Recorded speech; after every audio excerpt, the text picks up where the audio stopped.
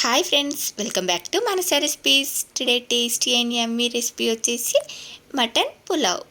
ఇలా మటన్ పులావ్ని ఒక్కసారి ట్రై చేశారంటే బిర్యానీనే మర్చిపోతారు, అంత రుచిగా ఉంటుంది. చూడండి, ముక్కలు కూడా ఉప్పు కారం బాగా పట్టి ఎంత సాఫ్ట్గా ఉడికాయో. మా పిల్లలు మటన్ అంటే ఎక్కువగా ఇష్టపడరు, తినరు కూడా. అలాంటిది ఇలా పులావ్ చేస్తే చాలా ఇష్టంగా తిన్నారు. రైస్తో పాటు ఇలా మటన్ పీసులు కూడా ఉప్పు కారం బాగా పట్టి, మసాలా బాగా పట్టి టేస్ట్ చాలా బాగున్నాయి. మీరు కూడా ఒకసారి ఇలా తప్పకుండా ట్రై చేయండి. చూడండి, చూస్తేనే అర్థమవుతుంది కదా ఈ మటన్ పులావ్ ఎంత బాగా కుదిరిందో. మరి మీకు కూడా ఇది ఇలా పర్ఫెక్ట్గా రావాలంటే వీడియోని స్కిప్ చేయకుండా చివరి వరకు చూసేయండి. మరి ఇప్పుడు లేట్ చేయకుండా చాలా సింపుల్ వేలో చాలా టేస్టీగా యమ్మీగా ఇలా మటన్ పులావ్ని ఎలా ప్రిపేర్ చేయాలో చూసేద్దాం పదండి. దీన్ని చేసుకోవడానికి ముందుగా నేను ఇక్కడ ఒక 1/2 kg మటన్ని తీసుకున్నాను. చూడండి, పులావ్ కోసం ఇలా ముక్కలు ఈ మాత్రం సైజులో ఉంటే బాగుంటుంది. మటన్ని నీట్గా వాష్ చేసుకొని ఇప్పుడు దీనిలోకి ఒక 2 స్పూన్స్ అల్లం వెల్లుల్లి పేస్ట్ వేసుకొని, అలాగే కొంచెం పసుపు కూడా వేసుకొని దీనిలోకి వీడియోలో చూపిస్తున్న ఈ బిర్యానీ మసాలాలన్నింటినీ మీకు స్పైసీకి సరిపడా వేసుకొని వీటిని ఇలా పొడి చేసుకొని వేసేసుకోండి.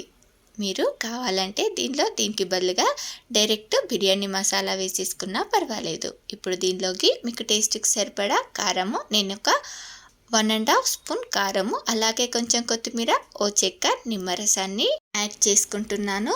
మీరు నిమ్మరసానికి బదులుగా ఒక 1/2 కప్పు పెరుగునైనా యాడ్ చేసుకోవచ్చు.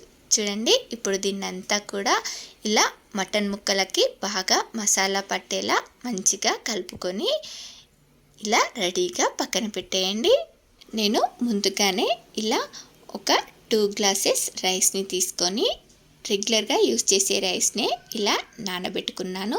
మీరు కావాలంటే బాస్మతి రైస్తో కూడా చేసుకోవచ్చు, టేస్ట్ చాలా బాగుంటుంది. నెక్స్ట్ ఇలా ఒక ప్రెషర్ కుక్కర్లోకి ఒక 2 table spoons oil, 2 table spoons నెయ్యి వేసుకొని, అలాగే ఇలా బిర్యానీ మసాలా వేసుకొని ఆయిల్లో ఫ్రై చేసుకున్న తర్వాత దీనిలోకి ఒక 2 ఆనియన్స్ని ఇలా పొడవుగా ముక్కలుగా కట్ చేసుకొని వేసుకొని ఈ ఆనియన్స్ని బాగా ఫ్రై చేసుకోవాలి. చూడండి, మనకు ఈ ఆనియన్స్ మంచి గోల్డెన్ బ్రౌన్ కలర్లోకి వచ్చే వరకు ఫ్రై చేసుకున్న తర్వాత దీనిలోకి ఒక 2-3 పచ్చిమిర్చిని ఇలా పొడవుగా ముక్కలుగా కట్ చేసుకొని వేసుకొని జస్ట్ ఒకసారి ఇలా కలిపేసి ఇప్పుడు దీనిలోకి కొంచెం పసుపు, 1 టీ స్పూన్ ధనియా పౌడర్ వేసుకొని ఒకసారి ఇలా బాగా కలిపేసి ఇప్పుడు దీనిలోకి మనం ఇందాక మ్యాగ్నేట్ చేసి పెట్టుకున్న మటన్ని కూడా వేసేసుకొని దీన్ని ఇలా బాగా ఫ్రై చేసుకోవాలి.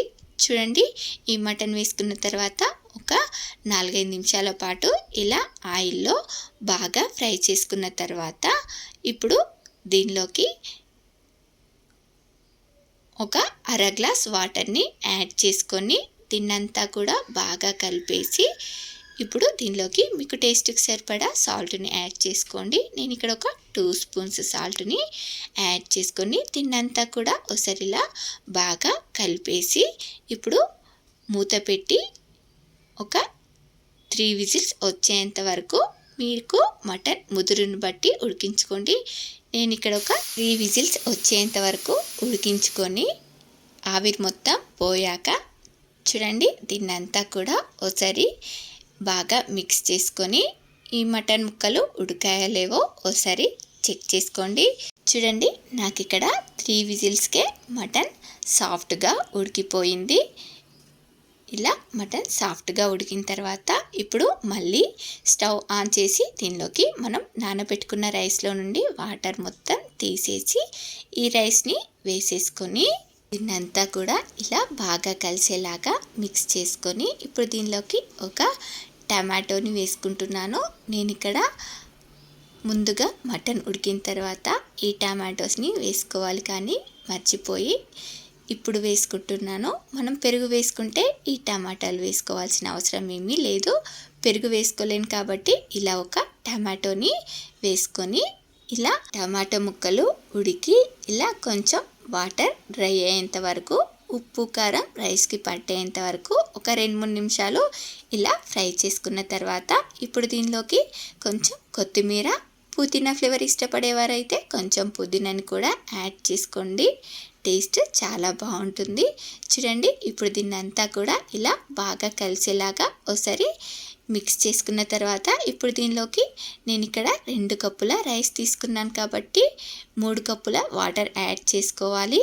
కానీ నానబెట్టుకున్న రైస్ కాబట్టి ఒక అర గ్లాస్ వాటర్ తగ్గించి 2.5 గ్లాసెస్ వాటర్ని యాడ్ చేసుకున్నాను. ఇలా మీరు మీ రైస్ని బట్టి వాటర్ని యాడ్ చేసుకోండి. ఇప్పుడు దీన్నంతా ఒకసారి ఇలా బాగా మిక్స్ చేసి టేస్ట్ చూసి కావాలంటే సాల్ట్ని అడ్జస్ట్ చేసుకోండి. నాకు ఇక్కడ కరెక్ట్గా సరిపోయింది. దీన్ని ఇలా ఒక్క 3 విజిల్స్ వచ్చేంత వరకు ఉడికించుకొని ఆవిరి పోయాక ఇలా ఓపెన్ చేస్తే చూడండి, మనకు మటన్ పులావ్ ఎంత బాగా రెడీ అయిపోయిందో కదా. చూస్తుంటేనే తినాలనిపిస్తుంది కదూ. ఈ మటన్ పులావ్ చాలా అంటే చాలా బాగా కుదిరింది. ఇలా ఎప్పుడైనా బిర్యానీ తినాలనిపిస్తే బిర్యానీకి బదులుగా ఇలా మటన్ పులావ్ని సింపుల్గా చాలా టేస్టీగా ఇలా ఒక అరగంటలోనే ప్రిపేర్ చేసుకోవచ్చు. ఇలా చేశారంటే బిర్యానీనే మర్చిపోతారు, అంత రుచిగా ఉంటుంది. చూడండి, ఈ మటన్ ముక్కలు కూడా సాఫ్ట్గా జ్యూసీగా భలే బాగా ఉడికాయి. ఉప్పు కారం బాగా పట్టి టేస్ట్ కూడా చాలా బాగున్నాయి. మరి మీకు కూడా నచ్చిందా? మరి మీకు కూడా చూస్తుంటేనే నోట్లో నీళ్ళు ఊరిపోతున్నాయా? అయితే మీరు కూడా ఒకసారి ఇలా తప్పకుండా ట్రై చేయండి. ట్రై చేశాక మీకు ఎలా కుదిరిందో కామెంట్ బాక్స్లో నాతో షేర్ చేసుకోవడం మాత్రం మర్చిపోకండి. అలాగే మరిన్ని సింపుల్ అండ్ టేస్టీ రెసిపీస్ కోసం మానస రెసిపీస్ ఛానల్ని సబ్స్క్రైబ్ చేసి దాని పక్కనే ఉన్న బెల్ సింబల్ని క్లిక్ చేయండి. Thank you for watching my video.